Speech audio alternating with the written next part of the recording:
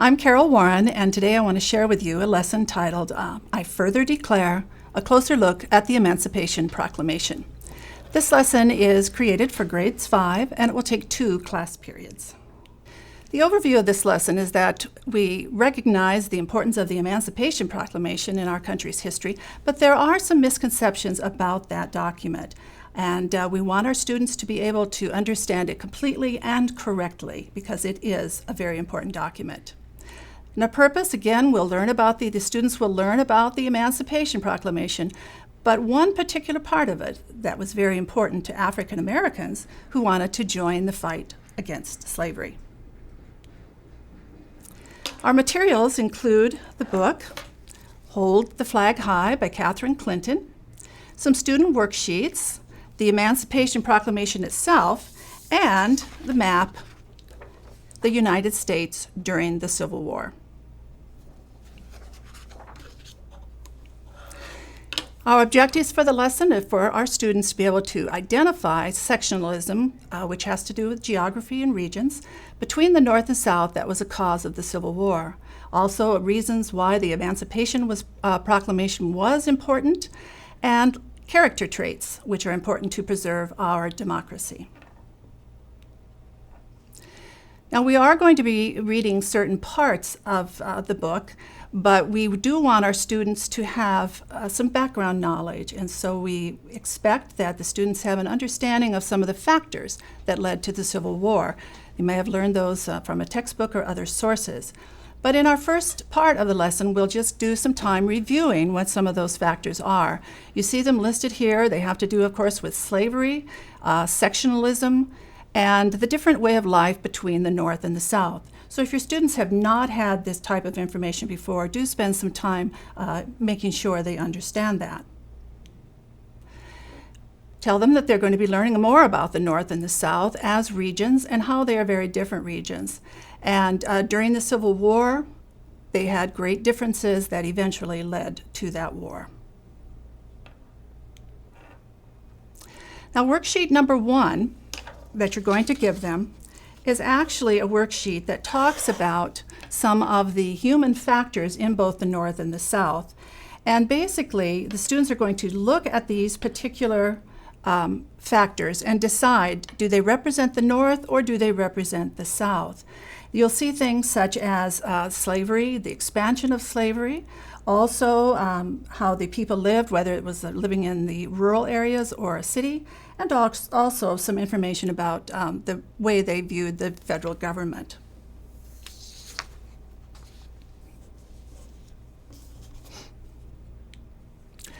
Then after seeing that, the students will take the second worksheet that goes with it, and they will put those human factors into the proper column, whether they represent the North or the South at the time of the Civil War. There's also a short paragraph that talks about the fact that these differences were so great that led the country to the brink of war, and that, of course, war started with the attack on Fort Sumter in 1861.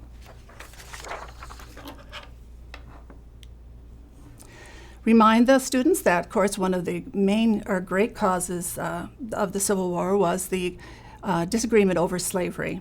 However, within 2 years, or about 2 years into the war, President Lincoln actually ended that disagreement by delivering an announcement called the Emancipation Proclamation. You're going to give students the copy of the Emancipation Proclamation, Be sure they understand that this is a transcript and that it's just part of it. Not every word that President Lincoln wrote was included in the copy they'll see. However, it is the most important. And anytime anything is left out, there is an indication of that. You want to remind them this is a primary source, and that it's often very difficult to read primary sources and to understand what they're saying, especially if it comes from earlier times. And so as the proclamation is read, you will be reading and explaining to them and helping them understand what the president wrote. So your next step is to read the proclamation aloud as the students follow, stopping as necessary to help them understand what is being said. We then have a 5 W's worksheet, which I want to show to you. simply because this is a way that the students are going to help themselves understand what the proclamation is all about. We have the 5 W's. Explain this is often used in reporting to give the facts about an event, and so the students are going to use their copy of the proclamation and this sheet to then write down the facts concerning the proclamation. There's also a question at the bottom about why they think this might be important during the Civil War time.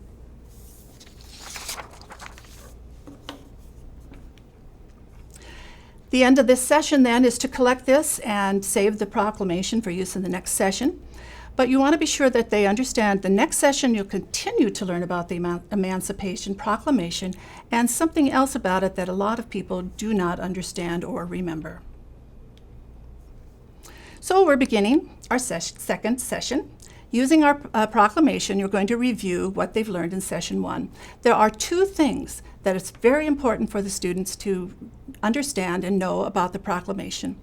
First, that not all slaves were freed, and that's the misconception that is very often heard from our students. It was only those in the states that were still in rebellion on January 1st, 1863. As a matter of fact, President Lincoln actually wrote the proclamation a few months earlier, giving the states in rebellion the opportunity to return to the Union. However, all those who did not by January 1st would come under this effect. The other point that's important is that the Union government, including the military, were there to help protect the freed slaves. So now we're going to look at our Civil War map again that we saw in the materials. And basically with this, you're going to have them understand the key, first of all, where the Union states, the Confederate states, and the border states. So make sure they can identify all of those. If they have some difficulty with understanding the border states, simply explain they were southern states that had slavery, but they decided to stay within the Union.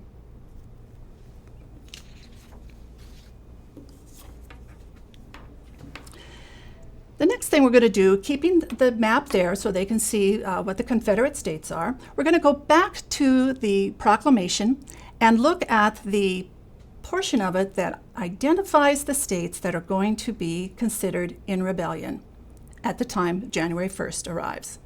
And they're listed in this part of it. You see it down about the middle of what is on the PowerPoint. And so the students are going to take those states by name and compare them to the Confederate states as shown on the map. They simply can do that by marking off each one they see. Now, when this little exercise is finished, hopefully they will find that there's one state that's not listed in the proclamation, and that is Tennessee. So you can have a little discussion as to why this might be. What was it about Tennessee that excluded them as a Confederate state from having their slaves freed?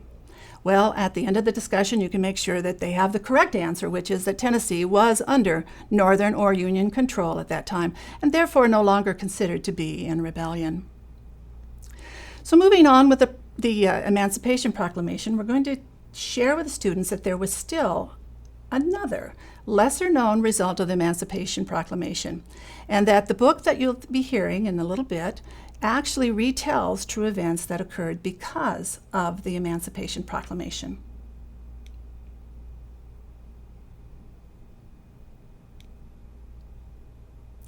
So we're going to have the students look at the next to the last paragraph of the proclamation, read it together. And this is what that says, and I will read it aloud. It says, "I further declare and make known that such persons of suitable condition will be received into the armed services to garrison forts, positions, stations, and other places, and to man vessels of all sorts in such places." So we basically want the students to try to decide what it is the president is saying here. What does this paragraph mean?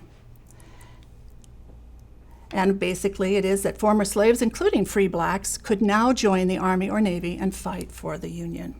And this brings us to our story of the book, Hold the Flag High. So you want to show them the book again, and tell them this is the book you're going to be reading, and share some information about what they're going to be hearing, information that leads to this story. Basically, we know the proclamation announced the acceptance of blacks and former slaves into the armed forces. They were all volunteer regiments in that by the end of the war, there were almost 200,000 soldiers and sailors that had fought for that. The first regiment was actually formed in Massachusetts, called the Massachusetts 54th, and blacks from all over, African Americans from all over the country, the North and other parts of the United States, such as the Caribbean, actually came to join. Robert Gould Shaw was the man chosen to lead it. And so this story, Hold the Flag High, is about the men of the Massachusetts 54th Infantry. So you're going to read the book all the way through, sharing the illustrations with the students. Now I'm going to read you just a few parts of it, just to give you an idea of what our key person, William Carney, actually did during this episode. We'll start with a little part of the introduction where they state, after the Emancipation Proclamation freed the slaves in January of 1863, African American soldiers joined the Union and the fight to end slavery. The Battle of Fort Wagner in July of 1863 was one of the first occasions when black troops were sent into combat. Now, again, I'm going to read a little bit of the actual story just to give you an idea of what was going on. Now, we know that the regiment was sent then to South Carolina to fight in the battle for Fort Wagner. So I pick up the story about in the middle. And I do also want to show you some of the beautiful illustrations that I think it's important to share with the students as you read. The artillery shelled all day, but finally the generals were ready to send in the infantry. Forward, march, the order rang out. An endless line of men in blue snaked along the sand. They headed for the fortress towering on the horizon.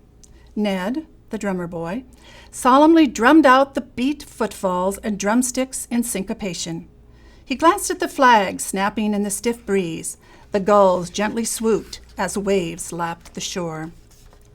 But in a split second, everything tilted.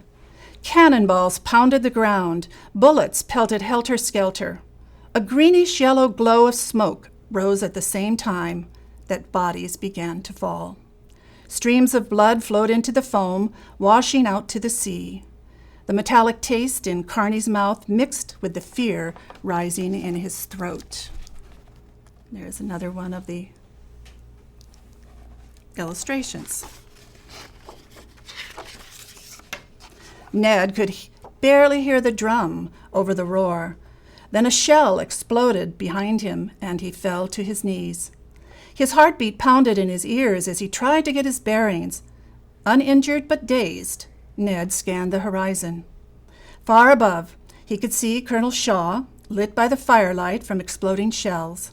He was mounting a rampart, saber in hand, shouting, "Forward, 54th!" as he disappeared into the breach. But where was the flag?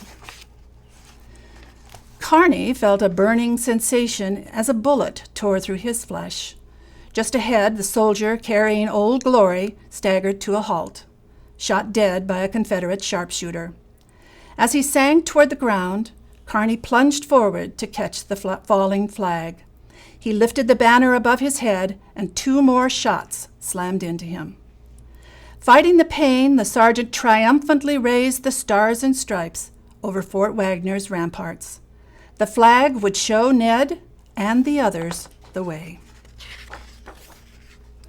Many hours later, when the Union bugler finally sounded retreat, the Federal soldiers straggled away from the fort, defeated. Yet Carney carried the flag safely back behind Union lines before he collapsed. Ned and other members of the 54th Regiment surrounded their wounded sergeant's cot. They congratulated him as Carney murmured, "The old flag never touched the ground." Those who survived the Battle of Fort Wagner would never forget their brave Sergeant Carney, who showed the way by holding the flag high.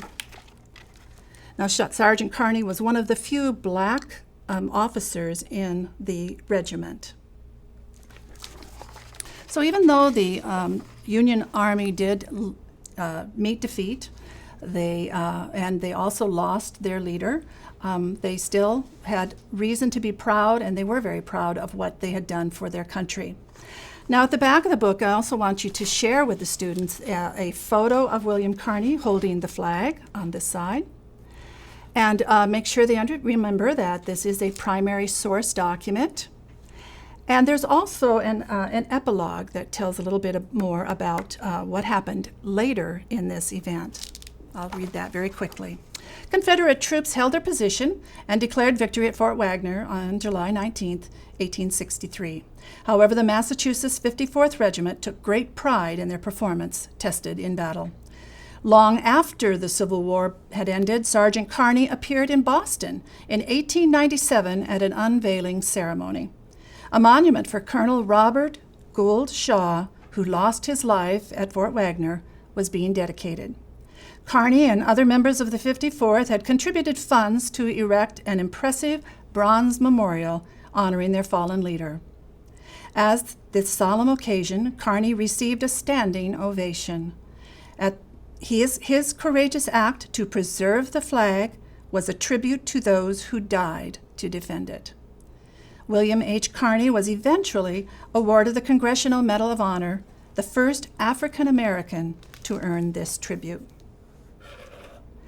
There's also a timeline on the next page that gives the entire length of Carney's life. He was born a slave in Virginia and died in about age 68. So now you're going to tell the students that you'll read the book a second time. But this time they have something to think about other than the events of the war. We want them to think about why William Carney would fight so bravely for the Union Army. Why was it important that he help save our democratic government? So we want to look for the qualities of character that are important that he demonstrated by fighting in the battle that time. Some of the choices that students might think about, being brave, responsible, courageous, helpful, respectful of the flag. These are some of the things that we see in Sergeant Carney. So it's important for them to think about this as they hear the story a second time, because they're going to be asked to write about it later in the lesson. So after you've read the story the second time and students have tried to pick out some of the courageous traits that Sergeant Carney had, you have a writing worksheet to give to them. And on this worksheet, it tells them the instructions for writing a explanatory topic paragraph, which will explain why they think Sergeant Carney had the character traits needed to help save our democracy. They are to give 2 examples of his character traits and also 3 different incidents from the story that back up their assertion. So it also has on this sheet the guide for grading so that they know exactly what they should be doing and putting into their writing. At the end of this time, you'll collect those paragraphs for assessment. So we have assessment for geography, history, reading, writing, civics, language, all of those things that were covered in the standards. And you'll see that the different worksheets do that. Worksheet 1 for geography and history, the 5 W's for reading and history, and when they look and get their points for their paragraph about the character traits of Sergeant Carney, that will be civics, writing, and language. Some of the extensions that are possible for this lesson, if you're interested in the Congressional Medal of Honor, why it is awarded, who can receive it, then you can go to their website. And also you could also learn about any other individuals who received this honor during the Civil War. Students could also research Robert Gould Shaw and the regiment. There was a movie made about this, but of course the movie is not suitable for our 5th graders. But then last of all, we have our sources, the information about the book and where you can find the Emancipation Proclamation. I hope you enjoy using the lesson. Thank you.